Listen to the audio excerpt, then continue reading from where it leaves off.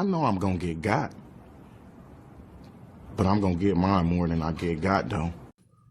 What's going on, YouTube? This your boy Blewgrass and Bands Blackballed, and I'm just giving you a holler, man. I've been having a lot of interactions with this reparations video I put out. I appreciate each and every person that's displayed their opinion and their argument for not getting reparations. There's a lot of fallacies in those arguments, but you gotta still acknowledge them, and some of them, you know, make good points for some people that will only understand one side of the argument. First of all, when I made the reparations video, before I start going over these, because a lot of these are hilarious. When I made the first reparations video, like I said from the very beginning, it's not about the wrongs done. It doesn't matter the wrongs done. It's the cards that you hold when you demand reparations that will get you reparations. That's the whole point of the argument, true or false, because France got reparations because they did not trade with Haiti. Japanese got reparations for other things, but they did get reparations, and people are saying, oh, if you want reparations, it's a one-sided argument. But I'm not going to get into too much detail, but it's all about the Hobson's choice. Basically, we have to demand it and take something from them financially. I'm not trying to be violent, but financially, trading-wise, economic-wise, entertainment-wise, take something in order to get something back. That's the whole premise of the argument. So I'm gonna go over these fan reactions one by one. So the first guy we have here is Mr. Snipes. Okay, Mr. Snipes. This is how he sounds. I can give you the picture, probably exactly how he looks like. Here we go. Can I get reparations for all the black guys that bully me in school? Since you want reparations for something that happened decades ago, just wondering. Boom. Yeah. All right. Once again, this guy is ignoring the whole argument. It doesn't matter the wrongs that are done. It matters the cards that you hold that will get you reparations. That will make somebody say, I'm sorry, I owe you this. The black people worked for free for over 400 years. People always go back to the first Africans that were enslaved, the first ones that were enslaved, the trade or whatever. But then after that, you got years of Jim Crow laws that follow that for 100 years, up to the 70s, 60s, you know what I'm saying? Up to the 60s, you have Jim Crow laws. This isn't more than 70 years ago we're talking about, people. And that's maybe one or two generations possibly. And I equated it to inheritance. You know what I'm saying? We put in so much free labor. We were not offered so many jobs, even after the Civil War, that we should have this money in order to make it an even playing field. Everybody's talking about they want to do these Black Lives Matter. They want to stand with us. We're with you. Whatever you need for change, we're there. Man, get the fuck out of here with that bullshit. Because once people ask for real change, if it doesn't benefit you, your real colors come out. You know what I'm saying? And that's what I was mainly getting at. The point is, it doesn't matter what was done to you. You know what I'm saying? Mr. Snipes. It doesn't matter what was done to you. It matters what cards you hold. So say if you come up and those same black guys said, bully me in high school, why'd you do that to me? I want reparations from you because I was geek. Fuck out of here. Nobody cares about that shit. But if you come in and you're their fucking boss, guess what? You can give them the shittiest job you want. Guess what? If you own the bank where they banked at, you might go lean on them a little bit. Lean on them a little bit when they ask for some money to start up a business, for a loan. It's the cards that you hold. If you're their commander in the military, oh, you best be damn sure. I wouldn't mind if you took reparations out on that ass. That's the whole premise of the argument. So after that, we got Robert Nielsen. For those who champion reparations, it is not a one-sided deal. Lest we forget, slavery ended with the Civil War.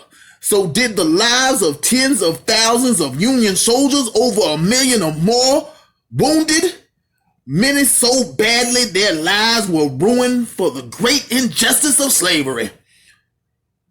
in all fairness, if reparations are needed, they need to be shared with those who fought for freedom they now enjoyed. Shimmy, shimmy, y'all, shimmy, yam, shimmy, yay. Give me the mic so I can take it away. All right, first of all, man, people fighting in the Civil War, North, South, whatever, they were not fighting. A lot of them were not fighting, including your president that signed the Declaration of Independence for slaves to be free. A lot of them couldn't care less. What really was the main reason why they wanted to abolish slavery, was because the votes.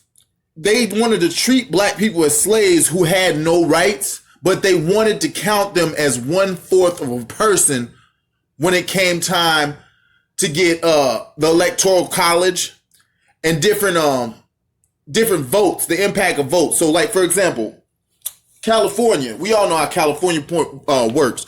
They get the most points in the electoral college because they have the most people. But all those people are counted because they can vote.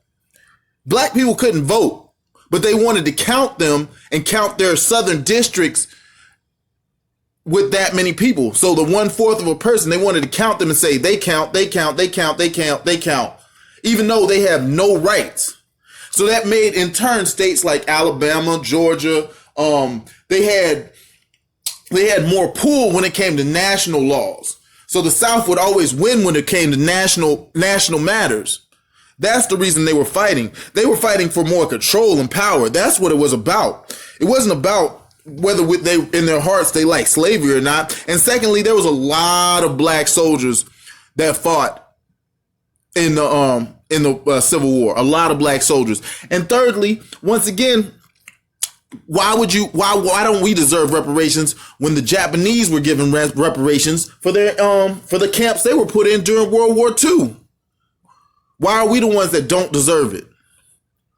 I'm gonna give one for Connor Mulkley. I'm of Irish descent. Where's my reparations from England? Nowhere, because I never faced English oppression. I've lived in America my whole life. Quit blaming whites for your issues. Try getting fathers to stick around. Shift your culture from one of expedient pleasures to one of delayed gratification. Stop voting for Democrats who continue to trap you into a dependency in the government and live life on your own. I'm not saying it will be easy, but your lives will approve. All right, a good start to this before I even pop this off. This is another great reason for reparations. Not only was slavery a big part of the reparations, and of course Jim Crow, but third and the last thing I would like to say, and you brought this up, Connor, was that our culture was totally stolen away. You ask about 90% of the Caucasian people of this country where you're from. They'll say, I'm Russian, I'm Irish, I'm German, I'm English, I'm Spanish. They know exactly their land of origin. What do we know? Nothing. You want to know why? Because it was engineered that way. It was purposely made for us to forget our culture, our religion, our family, our values. Learned, even our history was taught to us that we were always less than human. Until the last couple of years. That's the difference between your oppression and our oppression. You can always say you're English. Period. You can say you're English. But once you're black, you're black. And at least you know you're Irish. I have no idea where any of my people have come from. Just a continent. So to me, that's like you saying you're just European. So Connor, you're just European. So Europeans don't deserve shit. You don't deserve reparations. All y'all motherfuckers ever gave us was Conor McGregor. So you don't deserve shit, really. Because once again, it was about the Hobson's choice. But since you did say things like the fathers at home, that's another form of what really hurt us, that we deserve reparations. Man, see, you got me talking like you operations. You can't even spell. Reparations. That's the reason why we deserve reparations. Because first of all, and this is for a fact, and I quote, even one of Nixon's top advisors, L. Richmond, you guys can correct me on that if I got that name wrong, who died in 1999, said, referring to Nixon's declaration on the war on drugs, the Nixon campaign in 1968 and the Nixon White House had two enemies, the anti-war left and black people. You understand? We knew we couldn't make it illegal to be either against the war or black, but by getting the public to associate the hippies with marijuana and blacks with heroin, and then criminalizing both heavily, we could disrupt their communities. We could arrest their leaders, raid their homes, break up their meetings, and vilify them night after night on the evening news. Did we know we were lying about the drugs? Of course we did. And that was in the 60s. 3 years removed from Jim Crow laws and segregation. Then you had the Nixon campaign with the Contras that used the FBI to sell crack cocaine in California in order to fund the Contras. They sacrificed their own black people of this country. No reparations. Then you have Bill Clinton in the 90s with the super predator making crack laws 10 times the sentence as powder laws, knowing that that drug was infiltrating black communities harder than ever. But what happened with heroin? What happened when the opioid crisis hit? All of a sudden, they turn a tide. What is it now? Rehabilitation. Working on rehabilitation instead of incarceration all of a sudden because the complexion changed from black to Caucasian. You understand the situation that I'm saying? Putting a picture in your head as a black guy as a criminal / villain. This in turn destroyed the black family. Destroyed that fabric and culture when they began to take the males out of their household. Now they can say that it's our fault because we committed more crimes, but it's an obvious fact that statistics show if you police an area more, you pull people over more, you disrupt their peace more, they will begin to reflect what you treat them like. It's like you having a wild animal out in the wild, and then you have a tame animal in a cage. The tame animal is going to act better because they're treated properly, they're fed properly, they're washed, they're bathed, they're going to be tamed. But if you hunt somebody, if you hunt this same animal, if you fight this same animal, if you rip this animal's babies away, if you take away this animal's food, how do you think they're going to react? How you think they're going to react compared to the rest of society when that is all they are treated as? And I understand where you're coming from. We do need to control a lot of aspects of our lives. It does start with culture. It does start with instant gratification. It does start with music. But what people don't understand is that's entrenched almost in our culture now. But it would be a lie to say it's everybody else's fault. That would be a total lie. And that would be, I would agree with you. That would be putting our problems on somebody else. It does start with our culture. But that's why I say, the main reason I say give reparations, give money, especially with the last couple of things we've been dealing with. When you have George Floyd, when you have Gardner, and you have that other guy that was, I can't remember his name. He was shot in Louisiana. He was selling bootleg CDs. All them brothers died for about $40, dog. About $40 fucking dollars, you know what I'm saying? And I know not everybody's gonna be financially literate to handle that. Some people are gonna blow it. Some people are gonna keep it. Some people are gonna make it work, reinvest into the neighborhood. Some people don't need it at all. But at least it's acknowledging that first you're sorry and we deserve it. It's not, reparations isn't a loan that they're just giving to us. It's a debt that is owed by this nation. It is owed to us, but we will not get it unless we demand it. But that's a very good statement, very good question. And I want to thank you, Connor, for your opinion. So let's see here. Then we have Ya Funny Co. Don't know what the fuck that means. All right. Let's divide America. Let's not see each other for being humans, but let's see each other for each other's race. All right. Are you mad? Only run from Fed. Touch my watch, where you want get dead? Yo, run up, you might get chef. Yo, run up the right and left. I don't know. When they ask in the interview room, I don't know. How many gal in the room? I don't know. Is that your gal in my coupe? I don't know. I don't know what that means. I don't know what that means. And to ignore the fact that people do look at people as a different color, and to ignore the fact that this doesn't happen is totally idiotic. People do that all the time amongst same colors, same shades, different countries, different religions. People are going to look at them different. What you're doing is trying to be a Luciferian. Luciferian is just basically everybody's going to be kumbaya and everybody's going to be happy. That shit's never going to happen. I said on this to respond to this. Only thing that's going to stop people dividing from color, and even then there will still be issues, is in about 100 years.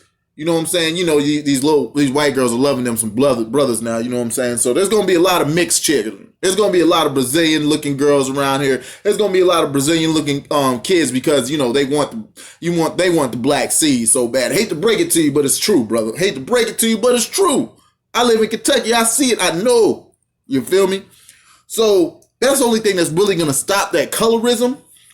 But even then, you're going to have tribalism. Tribalism is always going to be around. Always going to be around. And that's people like just saying I'm better than you because I'm from this side. What I found very interesting, man, I found this very, very interesting, is that I have an African friend, man. He's a pretty cool cat. He told me that regular Africans from Nigeria are actually afraid of African American men. They don't, and vice versa. I got a homeboy here from Chicago, because I deal with a lot of different people. I don't care what culture you're from, what color you're from. You know what I'm saying? I just get it out and say what I say. So my other homeboy, he from Chicago. I started talking about reparations. First thing he's like, just make sure them immigrants don't get shit. Other black folks, even if they were affected by Jim Crow or not. And they're all black. And then that's what I'm saying. So even if you settle the color issues in your fucking kumbaya world, brother, it's never going to happen. It's too Luciferian. It's just not, it's going to be issues. It's going to be tribalism. It's going to be, I'm from the east side, you're from the west side, I'm from the north, you from the south, I'm better than you, I'm rich, you're poor, I can, whatever. You know what I'm saying? I got bluer eyes, I got straighter hair, I got a longer nose, you got a fatter body. Whatever it is, there's going to be people that just don't like you just cuz. And you got to learn to deal with that. Period. What you're talking about is a fantasy world. Okay, let's see what else we got. Okay, and then the last one we go to, you know what I'm saying? Once again, yeah, I'm Polish. Where are my Nazi operations? Rep. Shit. I don't even know what the fuck that meant. Nigga, you ain't shit. Shit.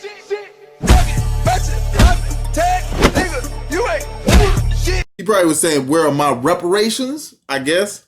But I don't know what Polish got to offer. Polish ain't got shit to offer but the sausages. You know what I'm saying? And this is what the dude responded to me. I said exactly that. I said the Polish have nothing to offer for a housing choice, which was the premise of the argument, people. The premise wasn't that should we get reparations or not. The premise is only way to get reparations is to have a husband's choice. The cards that you hold when you demand reparations. That's the whole premise of the fucking argument. Not whether you agree with it or not. Not whether you agree with us black folks deserving reparations, because if that means you think the Japanese deserve it and the black people don't deserve it. I don't know. You think the French deserve it that had slaves and the black people that were enslaved don't. I don't know what the fuck you think. I don't know. That's on your own morals. My thing was that you have to hold cards when you demand reparations. You're not just going to be given to them. People aren't just going to give you shit. All right? You understand? So this dude going to say, I was like, what do the Polish have to offer? Neither do blacks. The last good thing we got was gangster rap and Thomas Swell. I'm going to let that sink in for a minute for y'all. Gangster rap and Thomas Swell. So I'm not even going to say all the names of black people that are contributing to the society and still contributing to this society. I'm not going to give you all those names and make all those statements and all the inventions and everything like that, take you down a black history, fucking railroad, underground railroad course of life and shit. I'm not going to do all that. But when you put some shit like that, bro, when you put some stuff like that, gangster rap and Thomas Sowell, that's all we had ever offer, and you don't even state what you could offer, that really shows the core of who you are as a person, and it doesn't even really deserve a response if that's really what you think of black people in general. It doesn't really deserve a response. That's the type of thing where they say give your person enough rope and they'll hang themselves. I gave him the rope to hang himself on that shit. But anyway, this Blewgrass and Bands, Black Bald, I'm out. Peace.